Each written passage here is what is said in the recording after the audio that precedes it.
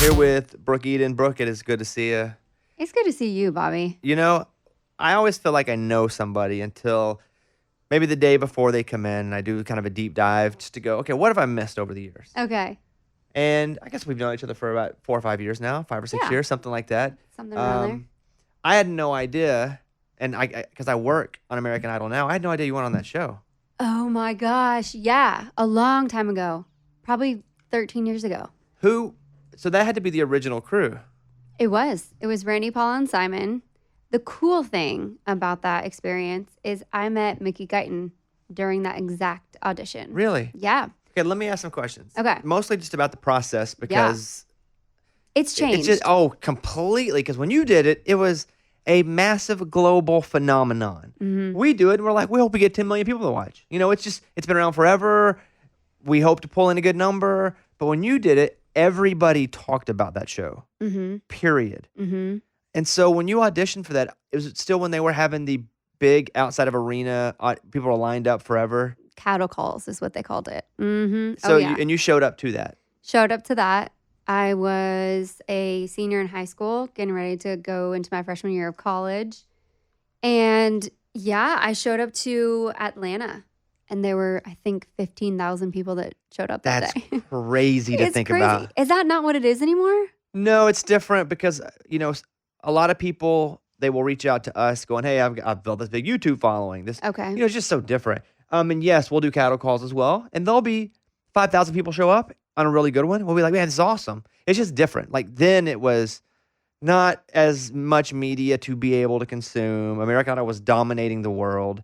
I just wondered if it was still, popping hard when you did it. Oh, it was popping hard. How'd you meet Mickey Guyton? Mickey Guyton and I, so we got to the second round. That day we were at the second round. There were like 300 people left and in Atlanta. Out of 15,000. Out of 15,000. Jeez. Uh-huh. And my hair was out to space from the humidity of Atlanta in the middle of the summer. And my mom was with me because I was just turned 18. And she was like, oh God, honey, your hair is bad. It's real frizzy. And Mickey had heard her talking to me. It must have been loud enough that Mickey was like, oh, poor girl. And she came up to me and was like, hey, sister, like, what's up? I just heard you talking about your hair. I completely understand. I have a hair straightener in my backpack. Do you want me to plug it into the wall? I will straighten your hair for you. And I was so like overwhelmed with, we're kind of competing against each other right now. And this girl just selflessly walks up to me and wants to straighten my hair for me to like help me with my confidence walking into this audition. And I was just like, what a cool chick. And so she did. She straightened my hair for me that day. We auditioned together. We both got to Hollywood. We both spent a week out in LA and had the best Hollywood week together. And 6 years later, I'm in Nashville at a songwriters round, and Mickey shows up and goes and sits down at the table that I'm sitting at. And I saw her and was like, Mickey? She's like, Brooke? Like, what are you doing here? Like, American Idol. Like, it had been 7 years since we had seen each other. And we kept in touch with each other over social media. But it was the first time that we had seen each other. And she's like, I'm here now. And so it was just the coolest thing. Like, she's always been such a comfort zone for me because she came into my life as a comfort zone.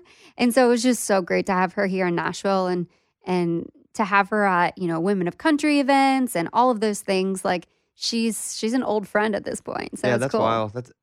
That happened so many years ago, and you both ended up here around the same time. Yeah. Yeah. So you get the judges. First of all, the producers say yes. Yeah. Because that's a big part of it. You have to get through producers before you ever get to go in front of Simon, Randy, and Paula. The year that I went, there were 6 rounds before you got to Randy, Wow. Paula, and Simon. Yeah. Yeah. Now it's about 2 because the producers know what they want. Totally. Or they know, okay, you're cut out for this or you're not. You had to sing 6 times? Yeah. It was season 7. So it was, it was definitely at the beginning. And I had to sing 6 different times. And then, of course, with Randy, Paula, and Simon, it was just, I was 18. Mm-hmm. I had not been out of my hometown like ever. What was that like seeing them in real life after watching them on TV as a young kid? The weirdest thing. Because they march you down and you walk into this room. like, even when, because right now the judges are Luke Bryan, Katy Perry, and Lionel Richie, and they walk you down the room, and these kids who are probably fans of Katy Perry, Totally. maybe a fan of Luke Bryan, depending if Of they like country course. music, Right. and their parents are massive fans of Lionel Richie. Yes. But they look like, because they're all so famous, you just look at them and you're like, oh my God, you're so rich and famous, and it's got to like set you back a little bit because they're iconic feeling. Totally. I think that was what was very made me feel really vulnerable in that moment was why I like American Idol so much now is because the judges are very nice. Yeah, that's our And rule now. There's no yeah. making fun of people. And at that time, I mean, Simon's whole spiel was still making fun of everybody, Yeah. you know? So I was really nervous about that. And that's what intimidated me about them. Now I'm sure it's the fact that these are people that everyone looks up to, but at least you know that they're not going to like shit on you. They're going to be cool and they're going to, you know, help you. And so that's why I like the new direction that it's taken. But yeah, it was definitely intimidating walking in front of people that knew anything about music. Yeah, who knew? You talk about that. People who knew anything. I guess your dad played in a small like country band when you were a kid. Yeah. So Yeah. what was he, a drummer? He's still in the Persuaders down in West Palm Beach. And he's the drummer and he also sings some songs. Some like he likes to sing low. So he'll sing like some Toby Keith and like, you know, maybe anything new that comes out. He likes to do like he does Buy Me a Boat and he likes to sing low. So how old were you when you first got to go up and sing with his band? I was 4. Oh, you were really young. I was really little. It was illegal for sure. I was singing in like smoky bars. The first place I sang with him was a place called Rhinestones. So you're in these bars as a young kid. At what point when you're 5, 6, 7 years old, are you like, okay, I just know this is what I want to do? Was it? It was always? instant. It was instant for me because I was so young, and especially at that age, you're just like looking for approval from anyone, you know? And it was like you get up on stage and I was cute and I could hold a tune. So people thought it was awesome and I'm making people smile. And I'm like, that's addictive. You know, it's intoxicating to make people happy with something that's coming out of you. And I think, you know, especially I grew up with Shania Twain and Faith Hill and the Dixie Chicks and these incredible, you know, female country singers and kind of just like emulating what I saw on CMT or heard on the radio and, you know, and getting to go out and do that in front of people and make them happy doing what I liked doing. It just seemed pretty clear to me that that's what I wanted to do even when I was really small. When did you start to make money even playing in small bars on the weekends? Well, Dad started throwing out like his cowboy hat in the middle of the dance floor, and people started tipping me like actually it wasn't my dad that threw out a cowboy hat. It was like somebody that was at the bar threw a cowboy hat and like threw a 5 in, and then people started tipping.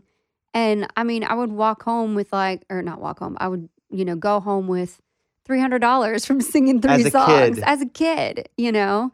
And then I mean, I sang on the weekends with my dad, and then I started really making money when the country concerts started to come through our amphitheater, and I opened up for Alan Jackson and Brooks and Dunn when I was 12. Same show? Different shows. Okay. And I started making money, real money then. Were you able to meet them? Because sometimes when that happens, you're not able to meet the star. No, not at that point.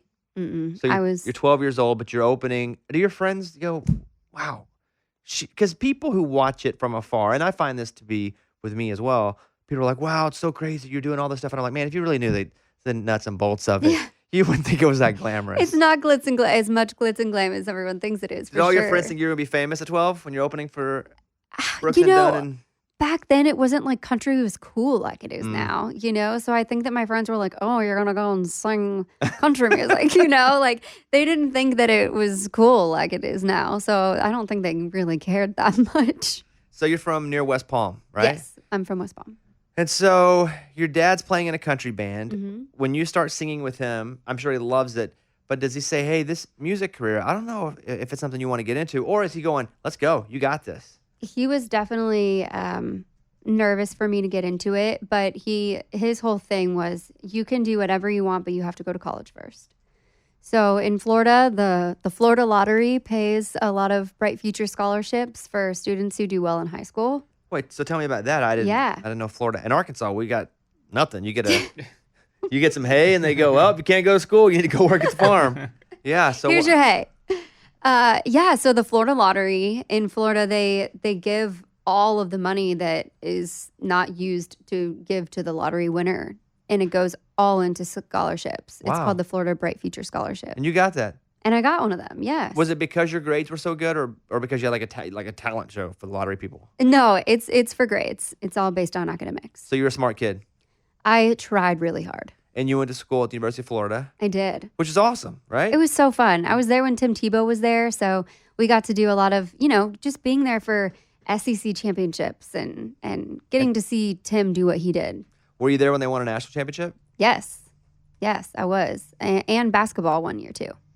Dang, you got a football and a basketball championship? Yeah. I'm so know. jealous. Were you there? Do you remember when Tebow gave the speech after they lost? And he's like, well, no one's going to work harder than us.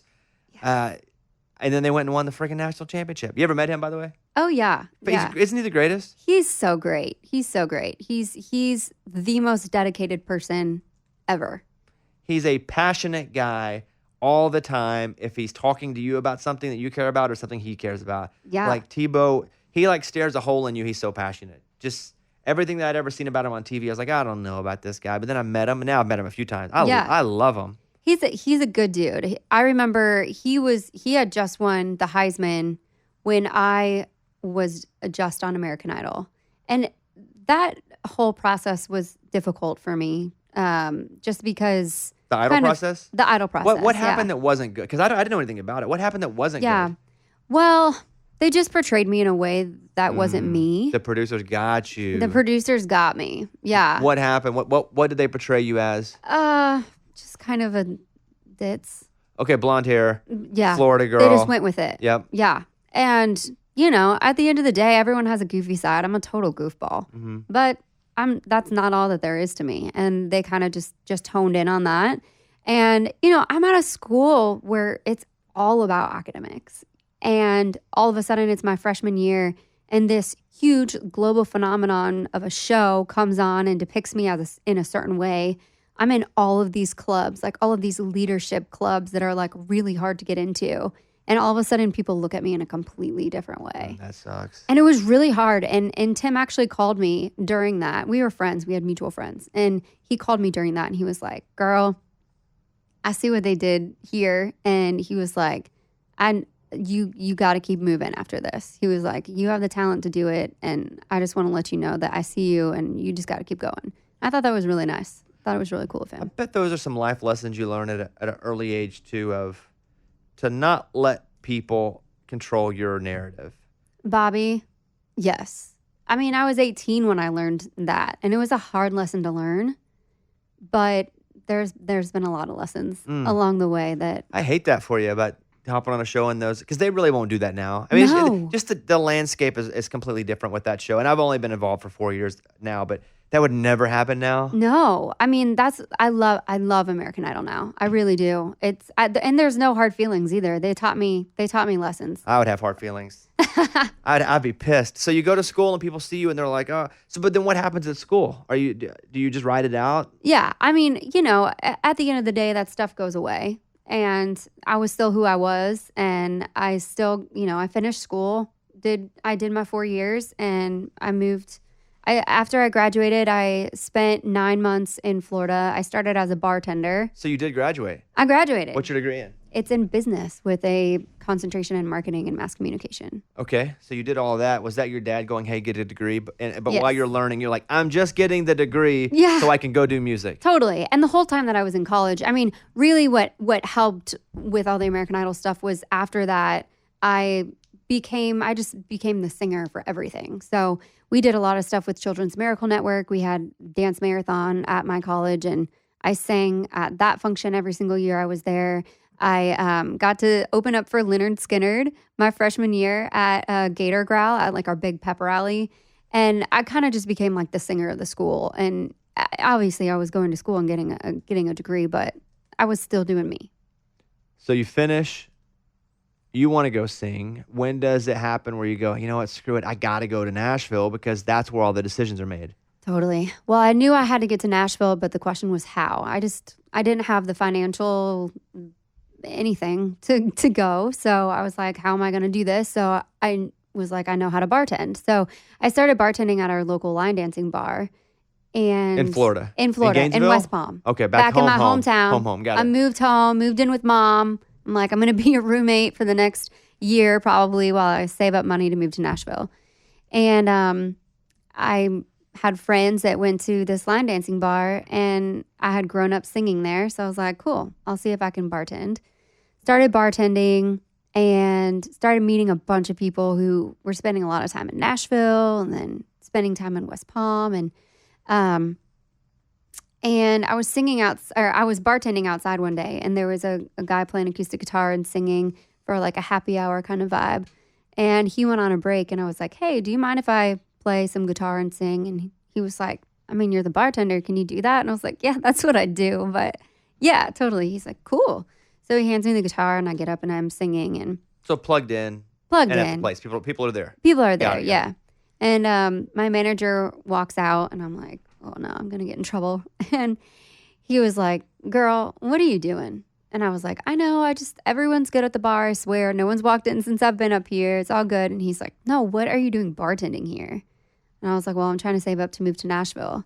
He's like, we can probably get you connected with some places where you can be singing to earn money to move to Nashville. I was like, sweet.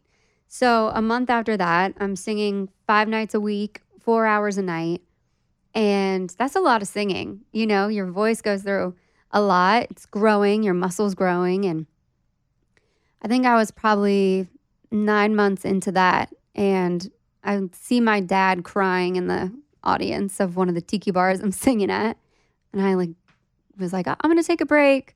I get off stage. I'm like, Dad, what's up? He's like, honey, you found your voice.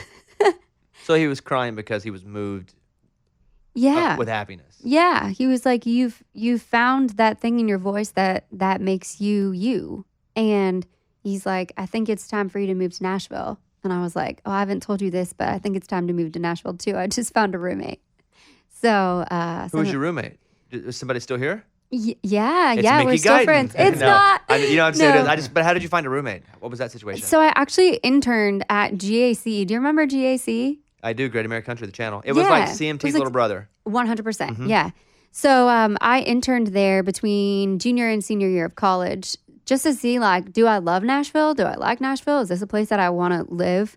And I was working there, and during CMA Fest, my roommate was also working for GAC, who wasn't my roommate at the time, but her name is Morgan, and she is from Nashville, and she was working there, and we became great friends.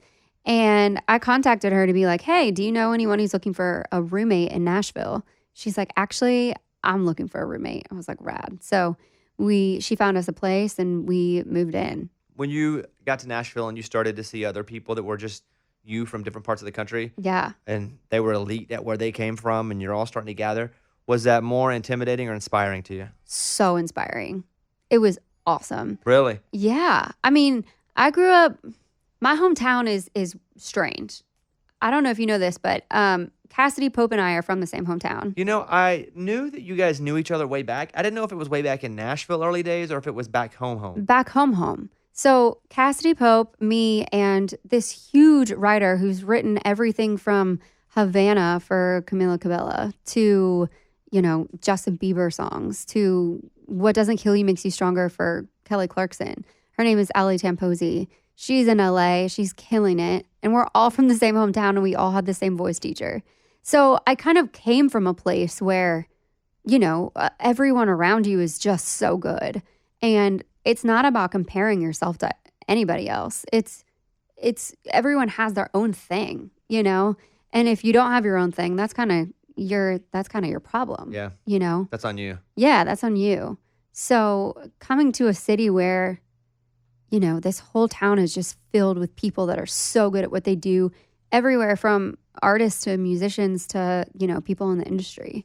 And so to me, I felt like I had kind of found my zebras, like you kind of find the people that make you move and that inspire you. How long were you here until people started to notice you, maybe not as just a singer or just enough to go, hey, we may actually pay you to do this on a much, much higher level? Because you got to pay the bills here. Were you singing or were you playing the bars around music or Broadway? Yeah. So the original thing that I told my family was I'm gonna be in Nashville for 2 weeks out of the month, try to meet people and write, and then I'm gonna fly to Florida and do 2 weeks down there of still doing my normal show so I can still make money and not have a 9 to 5 up in Nashville. So that was like the plan, and I did that for 2.5 years until I got my publishing Wow. deal. You did it for 2.5 years. Yeah. You were flying Yeah. back and forth. Oh yeah. Oh yeah. I had a lot of flying points. But that's just, I wanted to dedicate my whole life to music. And that was the only way I knew how to do that at that point. So I did it. And it was just, the flights weren't that bad. I had a connection in between on the way there and back, but they flew me right into PBI, which is 10 minutes from my house in West Palm. So that what were worked. you doing here then for those 2 weeks? Were you playing writers rounds? Were you? I was playing writers rounds. I was going to Whiskey Jam. I was, writing with people. The first night I got to Nashville, my dad wanted to go down to Tootsie's. So we got down there, and a couple of beers in, I somehow end up on stage. I truly don't remember how it happened. I just remember being on stage, and they were like, "Hey, do you want a job here?" After I sang a few songs, and I was like, "I don't know. I just got here. I don't know what the hell I'm doing." And they're like, "Come to open auditions on Saturday." So I ended up going to open auditions, and the band leader for all of like Tootsie's and a bunch of the bars down there, his name was Greg Humphrey. And he was like, "You're hired," like during the audition. And then afterwards he came up to me and he was like, "Honey, singing at Tootsie's, this is honky tonk school. And I have a feeling that you've already been to honky tonk school. So what else do you want to do here in Nashville?" And I was like, "Well, I've been writing by myself, but I really want to learn the Nashville way of writing a song." And he's like, "What are you doing on Tuesday?" I was like, "I literally have no friends or plans." He's like, "Cool." So we started writing together, and he introduced me to a lot of his writing friends, and then their writing friends introduced me to theirs. And soon I had a writing community very quickly after I moved here. I had this writing community that I would come in, I would just book my own rights with my friends, and we would go and write songs, and then I would go fly home to Florida and do shows and do it all over again. So you get a publishing deal after being here for 2.5 years. Yeah. Did that seem like an eternity? 2.5 years, and it's like or no? No, I didn't even feel ready at two and Really? a half years. Yeah, because I got my publishing deal and then immediately got a record deal. And I will say that when I got to Nashville, I knew that I knew my voice. Like I knew how to control my voice and what I wanted my voice to sound like. But I didn't really know like what I wanted to say yet, or really what I wanted like the sound of my music to be. And that took me like 8 years to figure that out. So when I got here and started getting offers at 2.5 years, I didn't feel ready yet, but I just felt like this is the way that, this doesn't happen normally. So I just kind of have to go with the flow and figure it out along the way. I think the last time that we saw each other, no, one of the last times, because I saw you and Hillary. I've seen you guys out. Yeah. But before that, we did a show together in maybe Tuscaloosa, Alabama. Yes. Right? Yeah. And I think that was except for the couple times that I've run into you and Hillary, that was the last time I'd seen you music related. Yeah. And I was always like, what's Brooke doing? It's been 4 years since you put out any music. Yeah. So why such a substantial amount of time? So I don't think that you even know about this, but I'm on the road, doing festival after festival. We're getting 3 hours of sleep a night for like 5 nights in a row, and it's crazy. And I'm like getting sick. I'll get sick before shows. I don't know what's going on. I'm going to my doctor. My iron was low, and they were just giving me test after test, and nothing was coming back conclusive. So after like 4 years of testing, they found out that I had ulcers in my small intestine. And my doctor was like, "Listen, there's no magic pill to heal this. Like, you have to go home, 9 hours of sleep a night, no alcohol intake, strict diet. Like, you can't be doing this on the road. You have to let yourself heal." So that's where it started. It started with, it was life or death kind of. And it was like, I needed to heal my body and take that time. And then it was right around that time that I met Hillary, and my girlfriend Hillary, and like that changed my life drastically for the better, but it was still a lot that I had to figure out about me. And then at the same time, my record label was being bought out by a new company. So we had all new leaders that were coming into my record label. And those leaders were like, yo, girl, we love your voice. We don't feel like this music is you. Go and do what you want to do. Go write the music that you want to write. And that was really the first time that anyone had said that to me. So the break consisted of a lot of different variables, but health, getting my sound together, and then figuring out who the heck I was as a person. Are you healthy now? I'm so healthy now. I'm the healthiest I've ever been. Did that time, is that what did it? Time and just chilling for a bit? Yeah. You know, sometimes they say time heals all wounds. It could not be more true for me. I really needed that time. Did you meet Hillary in Nashville? You had to meet her in Nashville, not I Florida, did. right? Yeah. I met her in Nashville. She actually worked on my promo team for my radio team. And that's where we met. She worked at Broken Bow? She did, yeah. I guess when I knew her, did she work for Garth? She works for Garth now. Okay. Yeah. I've only known her working for Garth. Yes. So I guess I did not know her when she was working at Broken Bow. Yeah, it was her first job when she got to town, and she loved it. I mean, of course, it's a great place to be at Broken Bow, but Garth called, and when Garth calls, you just say yes. Whatever, yes, sir, whatever Yes. you need me to do. Yes, sir. Yes, the goat. I want to play, before we go further, I want to play some of your new song here. This is No Shade from Brooke. Now there ain't no shade around here. Once you leave the clouds, you're under 80. Funny how there ain't no rain, all clear. Why'd it take so long to leave you in the rearview mirror? Now nobody gonna steal my sunshine or turn my blue sky gray. All I know is at the end of the day, wildflowers grow when there ain't no shade. All right, tell me about this song. What does it mean to you? Like, what does it literally mean to you? What does it literally mean to me? Yeah, literally. Yes. Because you wrote it, by the way. I did, Yeah. I wrote this with Stephen Lee Olson and Brandon Day over Zoom in the middle of the pandemic. Oh, it was a recent write then? It was a recent write, yeah. We wrote it in July, 3 days before we were going into the studio. And it was our first time writing, the three of us. So it's kind of like the recipe for not getting the song. And it was just the right recipe for getting the song in the end. And this song to me is about coming out of a dark place. So for me, coming out of a tumultuous relationship where, you know, it's kind of like when you are in a relationship that isn't good, you don't realize it for a long time. You almost don't realize it until you're out of it. And my best friend was on her way to my house that day. She was with an entire U-Haul of all of her stuff because she had found out that her boyfriend of 3 years had cheated on her for the third time. But this was just the first time that she felt strong enough that she could leave. And I was really proud of her that day. And all I wanted her to feel was not like, I didn't want her to feel like she hated him. And I didn't want her to feel like she was mad at him. I just wanted her to feel like I'm so past that.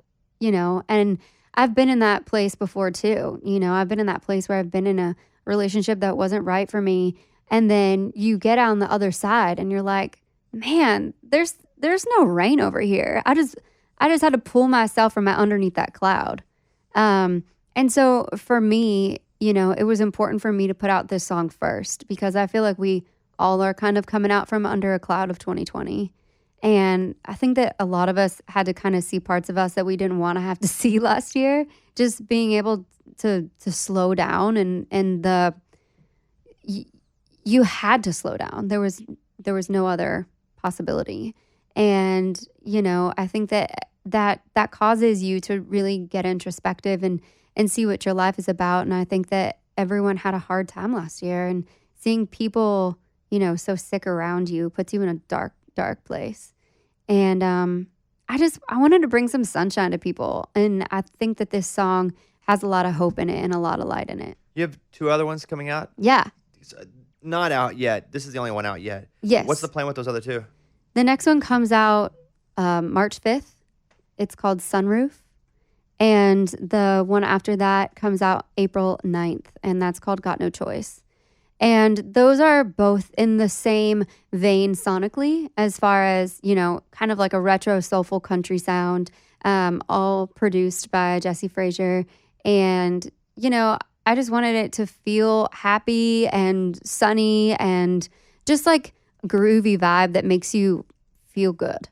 And all of the songs definitely have meat in them where, you can have a deep moment, but they're all kind of masked in this like happy sounding sound.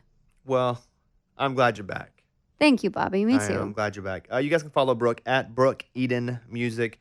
Check out No Shade, or by the time you hear this, because this will be up almost immediately, but check out the new songs, because you may be hearing this 3-4 months from now. You know how podcasts live. They live forever.